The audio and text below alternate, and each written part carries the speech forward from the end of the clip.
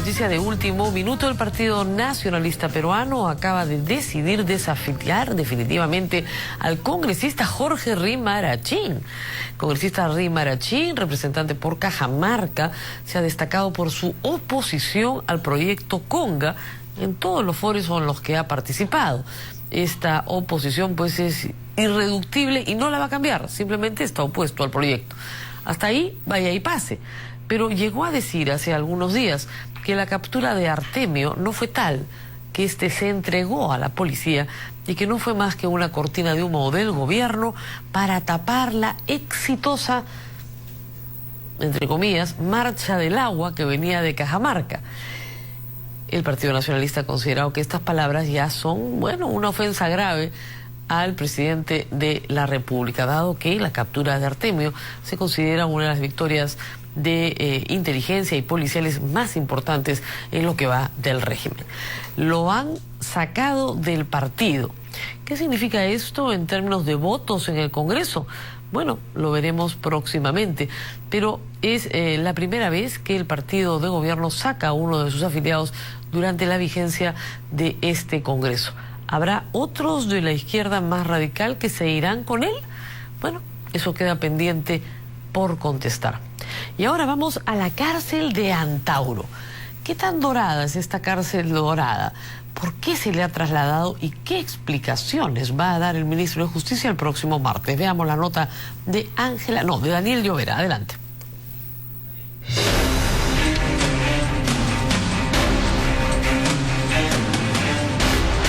Hoy se cumplen 5 días desde que Antauro Humala fue trasladado desde Piedras Gordas hasta el Penal Virgen de las Mercedes, ubicado en la Escuela Militar de Chorrillos, y ni las autoridades del sector justicia ni del Instituto Nacional Penitenciario, INPE, han dado mayor información sobre los reportes de inteligencia que alertaban de los peligros de seguridad que corrían los padres y el hermano del presidente de la República si es que éste permanecía en el establecimiento de Ancón. Aquí se han juntado dos cuestiones, ¿no? Por un lado, el traslado irregular de Antauro Humala a un penal creado al efecto, es una cárcel propia, y la necesidad de llevar a algunos otros presos a este penal para que no se entienda la cuestión de privilegio al hermano del expresidente. ¿Qué hechos alimentan las dudas sobre la verdadera necesidad del cambio de cárcel del hermano del presidente Ollanta Humala? A continuación, algunos hechos que ocurrieron antes del sábado último, cuando Antauro Humala llegó a su nuevo cobijo carcelario. El primero es la ampliación del convenio suscrito entre el INPE y el Ejército Peruano en el año 2007. En esa época, la institución castrense expresó su preocupación por los militares presos en los distintos penales del país.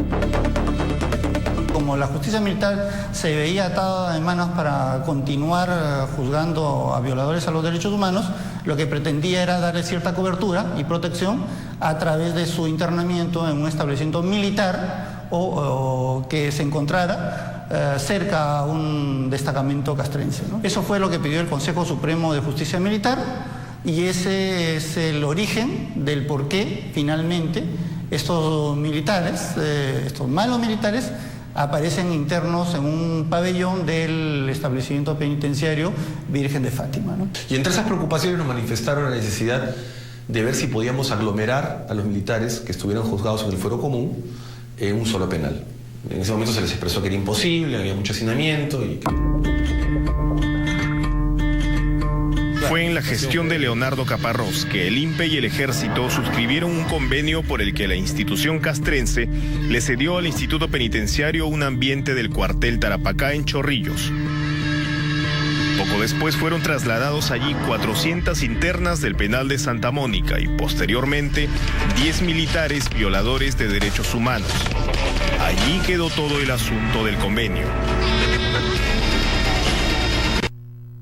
Las autoridades del INPE desempolvaron el documento y le agregaron una adenda. La información que tengo es que el 24 de febrero se firmó una adenda o una ampliación del convenio superior de este año. Se firmó una adenda o una ampliación al convenio originalmente firmado.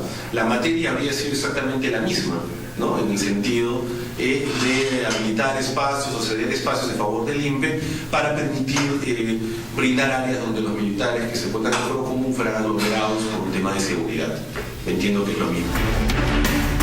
Esa ampliación ya no tuvo lugar en el mismo cuartel de Tarapacá.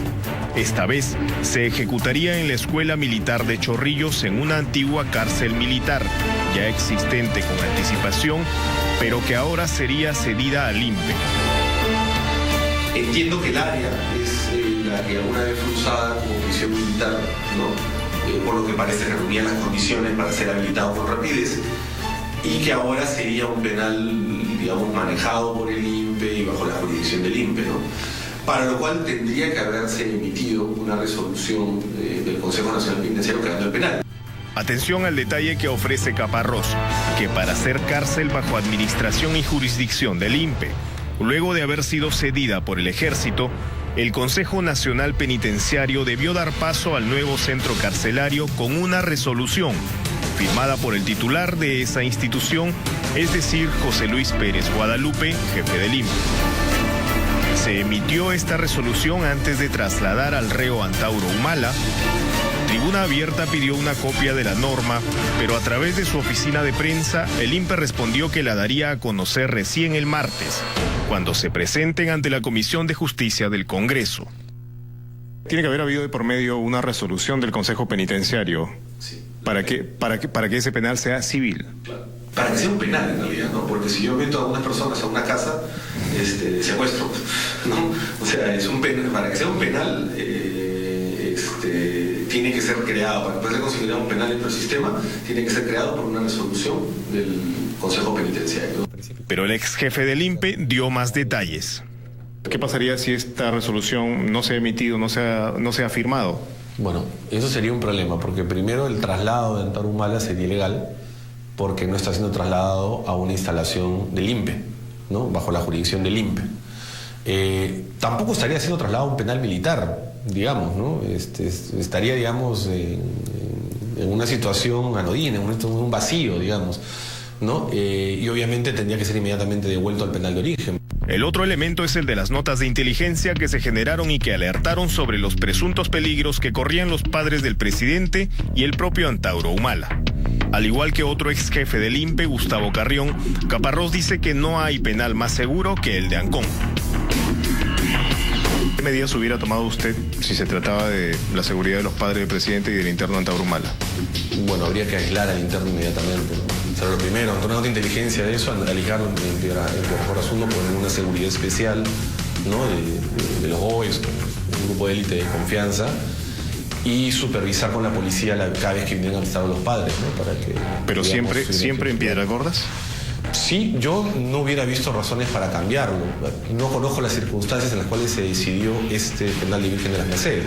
Pero digamos, de lo que hay en el sistema, de lo que yo tenía en el sistema, yo me hubiera quedado con Piedras Gordas, ¿no? Es evidente que este penal ha sido creado a propósito, al efecto, ¿cierto?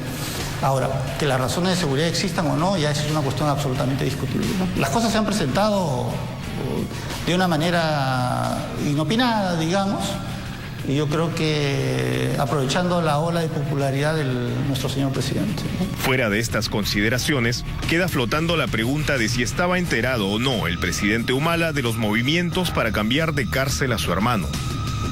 Si hay supuestas o reales cuestiones que ponen en peligro la seguridad de Antauro Humala, el hermano del presidente, y de la familia del presidente, o sea, de su padre y de su madre, es evidente que estas cuestiones de seguridad deben haber sido puestas en conocimiento del presidente de la República, como es lógico y como correspondería, como corresponde, ¿cierto? Entonces no se puede decir que el presidente desconocía la creación de este penal y el inminente traslado de su hermano. Parte de la historia se sabrá el martes, sin duda, aunque tratándose del hermano del presidente, siempre quedará la duda de si quien encabezó el andahuaylazo fue favorecido o no por las altas esferas del poder.